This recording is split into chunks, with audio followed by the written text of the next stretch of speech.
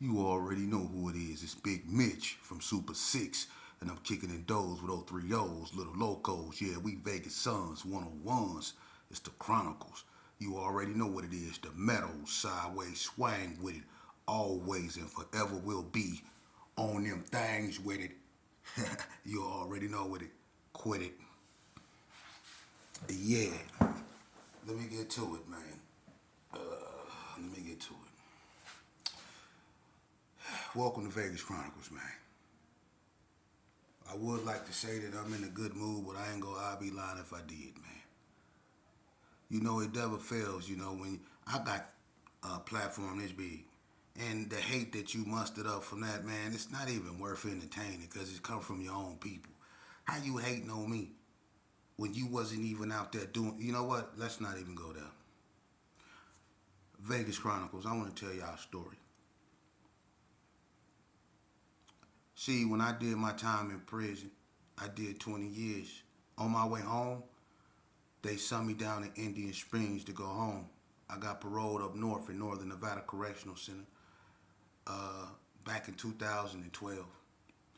And they sent me down to Indian Springs to go home. You after doing 20 years, that was, like really profound on my mental state, being institutionalized and finna be set free after literally growing up in prison.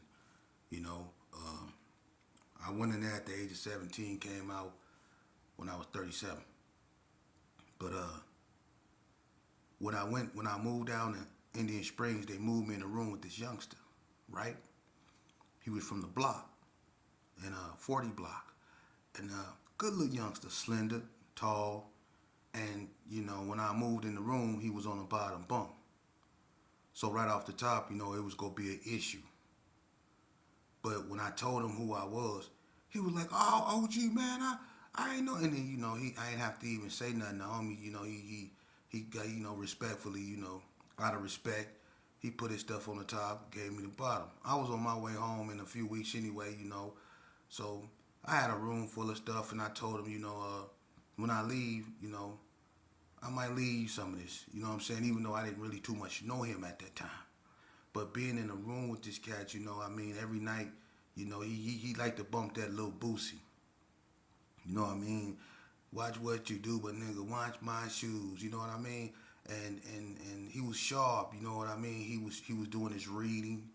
He was going to school every day, man. This youngster, he was a nice little youngster. Me being a vet at that time and going home and been through so much in life, it was good to see a youngster that cause he had a lot of time to do.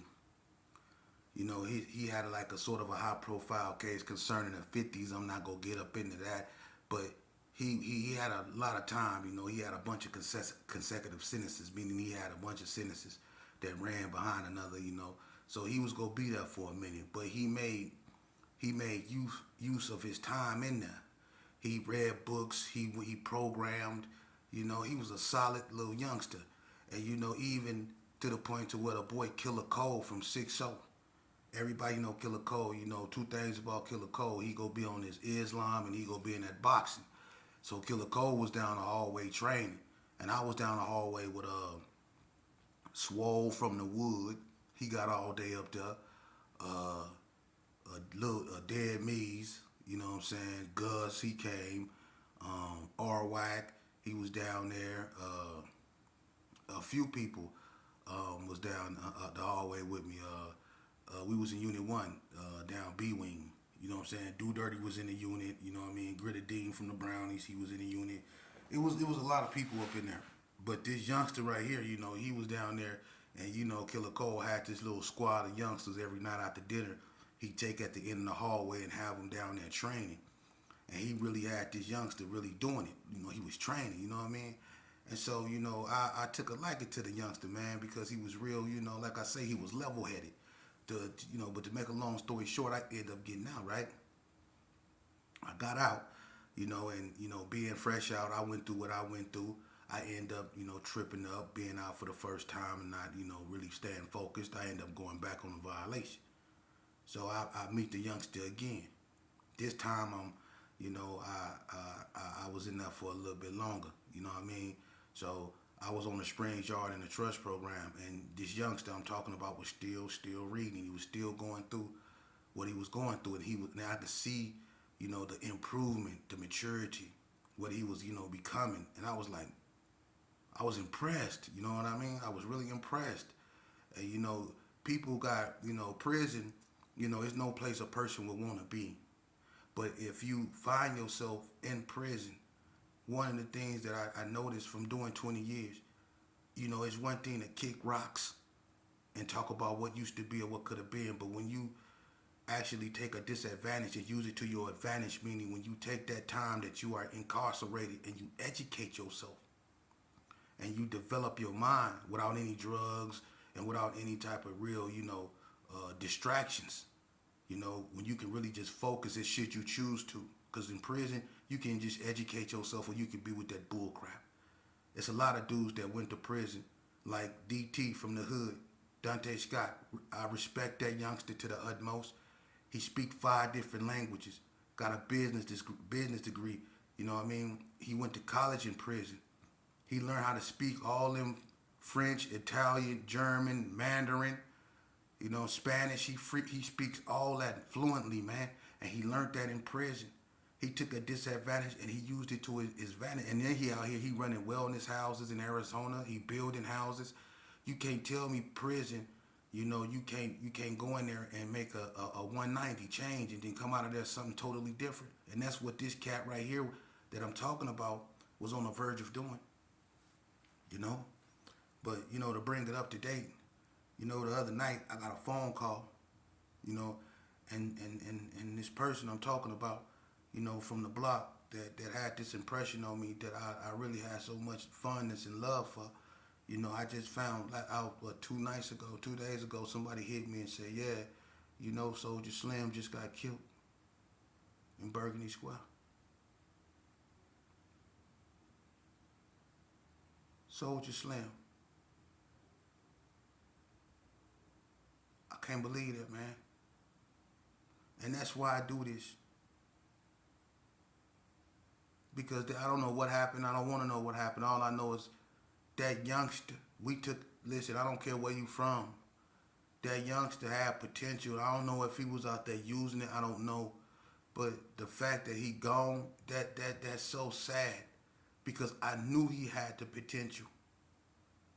And it's like that with a lot of youngsters, man. If we really just get to know them, you will see they have the potential to be good youngsters, man, to grow up, man, that they can change the curriculum, man, and make a difference. When we want proper representation, we want people of us to represent us.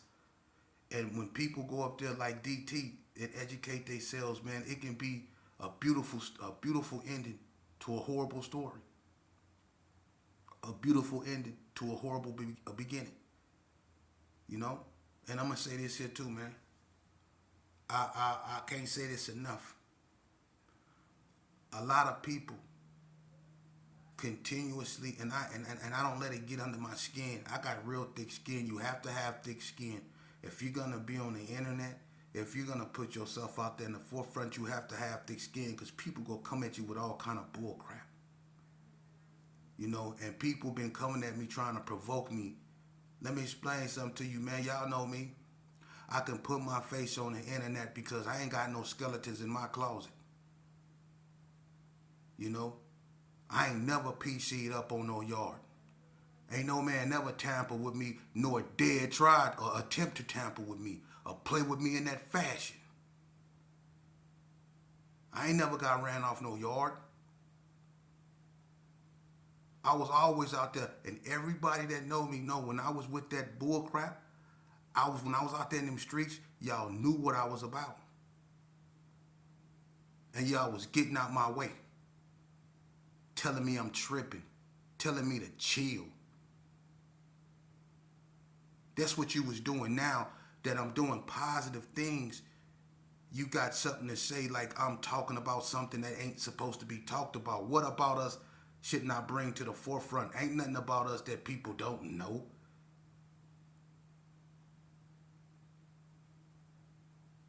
Let's keep it real. You know, let's just keep it real, man. You know what a 6-0 told me? As bloody as that war was with the Gersons in a 6-0, you know what a 6-0 told me? And I'm going to tell you who this 6-0 was. And I thought he was tripping because, you know, his name was Psycho. With the one eye. Psycho. LaShawn Collins from 6-0 got all day up there in prison. You know what he told me? He said, Sheep, I'm going to keep it so real with you. He said, you ain't going to believe this. I say, what? He said, the biggest killer of Gersons is Gersons. I said, what you mean? And he was like, Sheep, the biggest killer of Gersons is Gersons. You talk about smoking mirrors. But I ain't with none of that. That's why I'm solo bolo. And I've been that way. When I was putting in work, y'all keep it real. Who did I hang with? Y'all so quick to say, I hung with you. You check this out, man.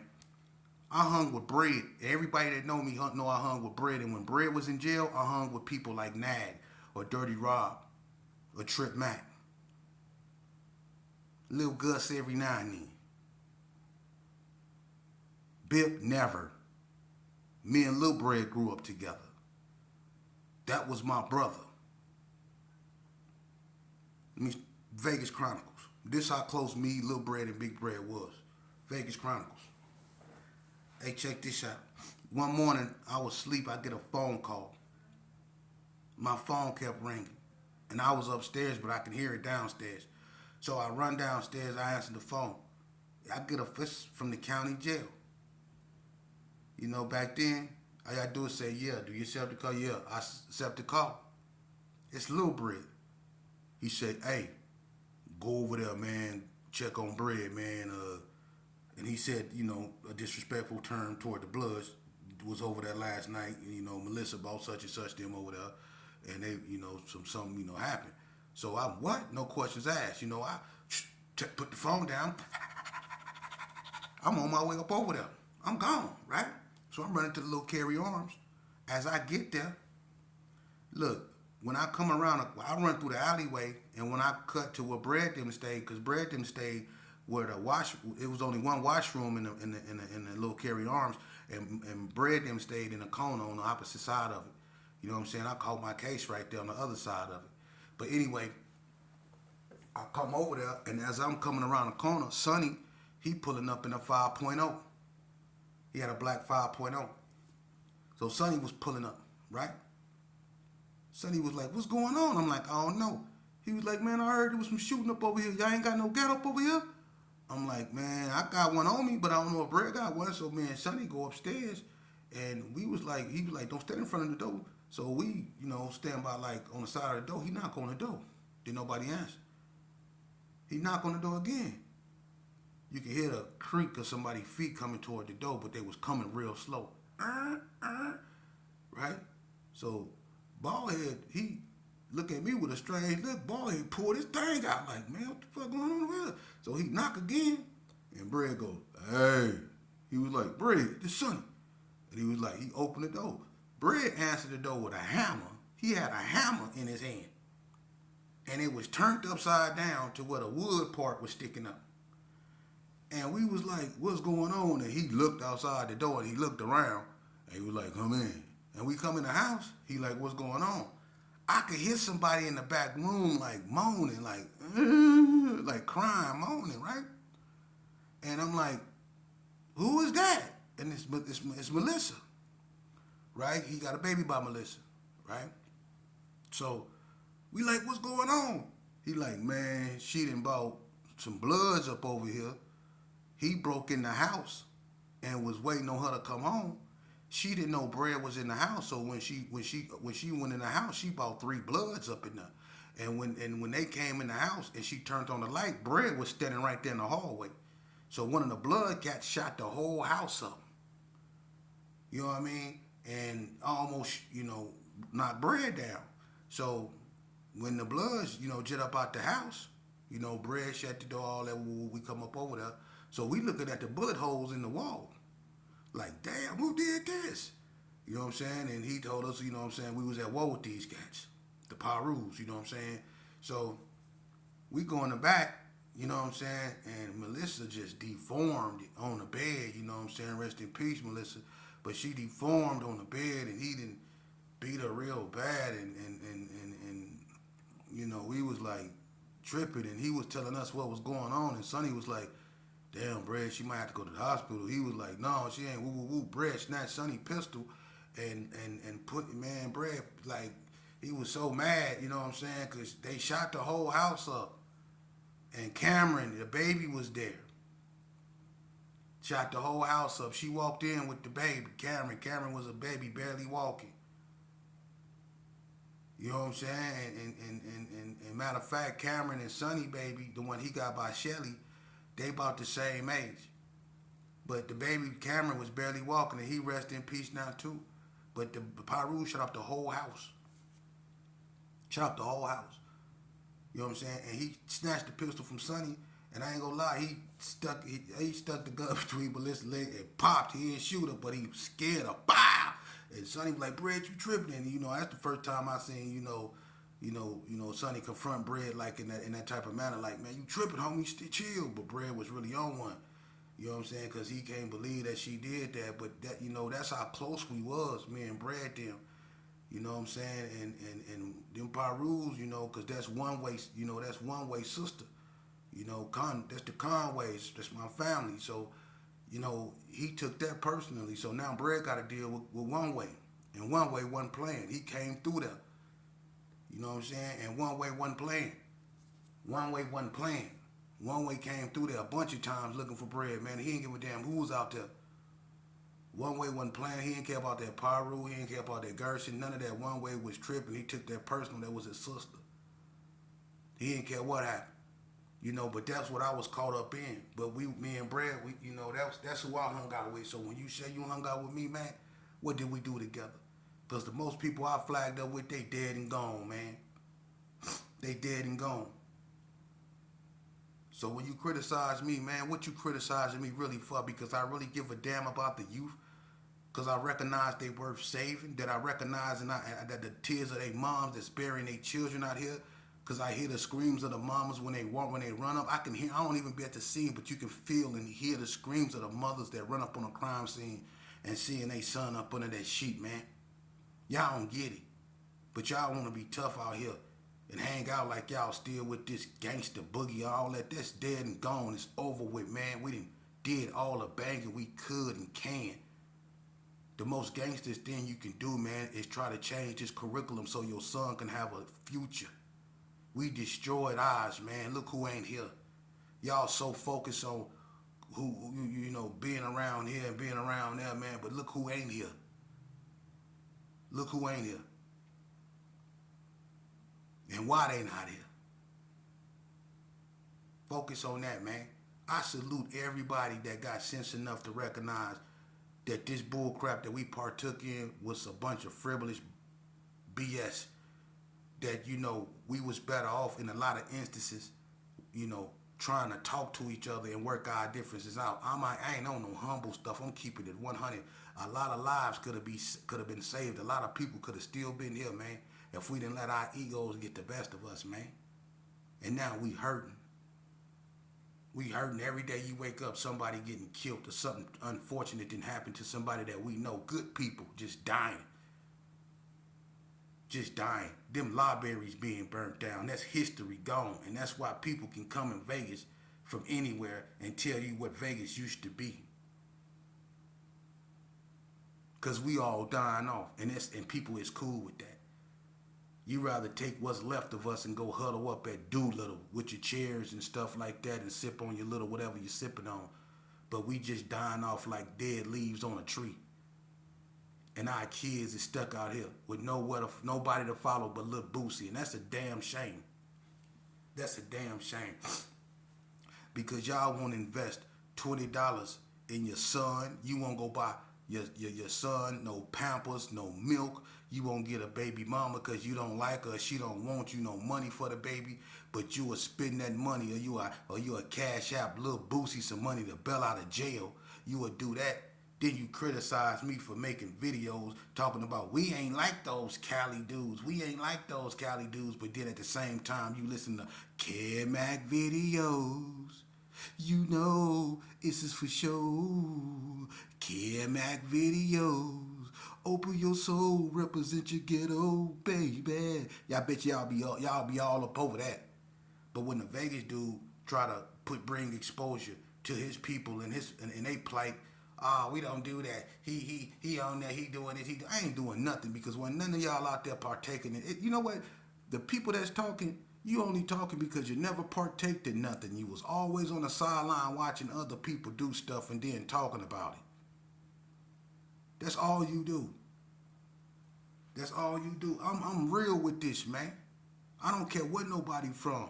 I don't judge people off the color of a rag. I judge people off what they bring to the table in their conversation, how they carry themselves. I don't care where you from, homie. I don't care where you from. Because when we was banging bullets, let me tell you something. Bullets and death is colorblind. For real. Bullets and death is colorblind, homie. For real. I don't care where you from. If you for the solution, I'm with you. I'm like people like Steban Rowland, people like Harvey Perry, that try to organize the basketball team, that straight reputables, that didn't have to do that. People that's real gangsterism. They don't make them like that no more. People like Big Red, people like Slick, you know, all the true OGs out there. That's real, that's still good. That Pookie Red, he good. He good peoples. You know? Big Cheese, all them good peoples. Quando, that's good peoples, man. Reese Loke from Donna, them good people. Cassio from Donna, them good people. Birdish from the hood, good people. Dirty Rock from the hood, that's like my brother. Keystone from 40 Block, like my brother, man. These are some real reputable. Maurice Swanson from BTD. It's like my brother. I grew up with him. Tony Swanson, his brother. It's like my big brother, Jihad. That's my big brother, man. Demons, my peoples, man. It don't matter where you from. If you for the solution, man, let's get together, man, and let's change this curriculum, man. That's gangster, homie. Enough of this bull crap, man. You right. We not like Cali. We not like Chicago. We not like Baltimore. We not like St. Louis. So let's not act like them and wipe ourselves out. Vegas always been suave. Vegas always had its own lingo, man. We did what we wanted to do and how we wanted to do it, and we didn't care if people understand it. It was understood when they was out here. So let's teach the youth, man, how to, you know, let's put some real self-esteem, man, back into them, man, and teach them about the ego so they can understand their ego, so their ego won't be the detriment of their being, so it don't lead them to the penitentiary, to the cemetery, or on death row. Let's teach them about that ego, man, so they can keep that ego in check. Because that ego is what get our youth killed. No self-image, lack of self-esteem, thinking with a crowd mentality. That's what get our youth killed, man. I used to be one of them. You couldn't tell me nothing. I found solace in sherm sticks and 12 gauges. You couldn't tell me nothing. I grew up drinking Haterade. I was the epitome of hate. To the point to where they started calling me demon. So you can imagine how my behavior was. Tanico from 50s. Check this out. He was one of the first person who gave me them demonic ass names. You remember when you was in juvenile and you had that weed? And I told you I had some zigzags, and you was like, you got some zigzags? And I was like, yeah. And he was like, go get them. You remember that you had that bud, and we was in Xenoff Hall. And remember I went and I got that Bible paper, and I bought that Bible paper back up over there, and you was like, what's that? I was like, zigzags. And you looked, and I was like, it feels just like zigzags. It was Bible paper. You remember that? And you tripped up like, no, you tripped, you ripped the Bible up? You went ham on me for ripping the Bible up. And I was looking at you like confused, like, man, if you don't roll that up, I wasn't trying to hear nothing you was talking about. That's why now y'all start giving me them demon like crazy ass names, because I was doing stuff like that. You know, I was on something totally, I was the epitome of evil. For real. You turn your back on me, you get what you got. For real. And I was a baby with it. I was evil, man. For real. So these youngsters can't. I understand. And that evil that I had in me was just a void that I used because I didn't have no. It was avoiding me. I didn't have no fatherly figure. My first fatherly figure was a guy by the name of Mr. Watson in Elko, a white man that took a liking to me when I was 12 years old because I was so young, but I'd fight anything. But Mr. Watson raised me in Elko. I've been there 3 times. He raised me. Jim James Watson used to build cars. Everybody know him. Whoa, get over here, dickweed. Put some cowboy in that step. They know that white boy, and he done knocked out plenty of these so-called reputable gangbangers, haven't he? How many people Mr. Watson done hit on y'all chin up out there? Y'all know what's happening. Y'all remember Mr. Watson from Elko and Mr. Anderson, the big Mormon. They used to slap blood out. He used to slap blood out your mouth and wouldn't even cuss. He used to be like, shut your stinking mouth. And be, bow, shut your stinking mouth. Bow, slapping blood on the wall, for real. Listen, he came in the unit one day, and I was in there tripping. I was in there drinking window cleaner. He came in there, I was drunk off it too. He came in, I was tripping. And he took the write-up that they had, right? Because I was so drunk and I ain't care. And I told him, F you. Look, he took that write-up and he put it in he shoved that write-up in my mouth and he, shut your stinking mouth. Hey, man, I went through it up there, man. So I know what you feeling, those emotions, those impulses, to want to be acknowledged, that pain. I know. There's a lot of things we go through, unsureties, insecurity.